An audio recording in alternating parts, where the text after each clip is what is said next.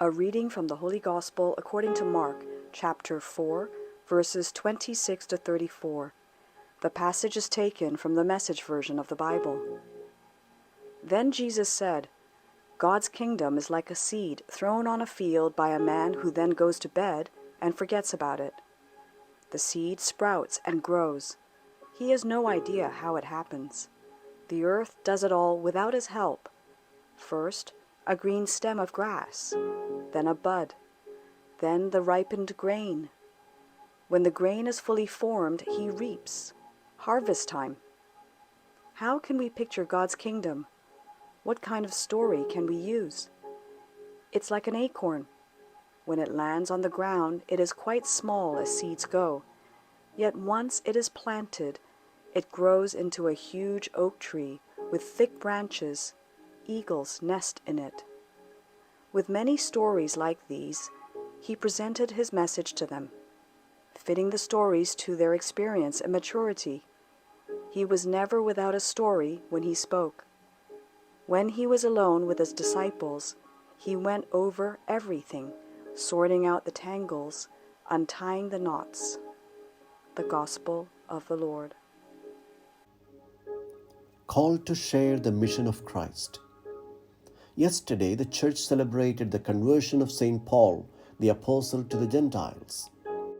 Today, the church honors two of Paul's co-workers, Timothy and Titus, were both chosen as bishops during the apostolic era of the early church. Both received letters from St. Paul that were included in the New Testament.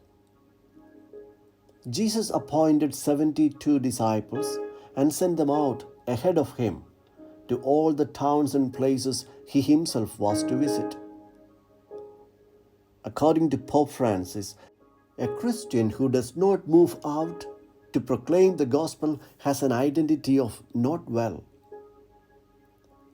Rather than sending disciples in pairs, Jesus could have sent one disciple per town, covering 72 towns rather than 36. Then why are they 2 by 2? This may have been Jesus' way of conveying a fundamental gospel message that faith is not a solo affair but a communal one. Christian life is to be lived in, with, and through the church community. There is no Christian without community. Today we are celebrating the feast of two saints together, Timothy and Titus. No one works alone for the gospel. Perhaps it is easier and far more convenient to be a solo Christian, for it is often difficult to work with others, especially when their peculiarities, differences of opinion, and attitudes are in conflict with ours. Jesus had his frustrating moments with his disciples, but he chose to have them share in his work rather than to do it all by himself. When we painstakingly deal with such difficult moments in the community, we learn to be an authentic Christian community.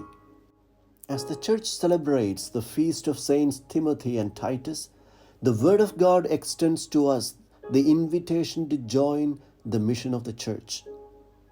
The success of our witness does not depend on our skills and capabilities, but on our availability and willingness to God's call. If you fail to participate in the mission of Jesus, you fail to be his disciple.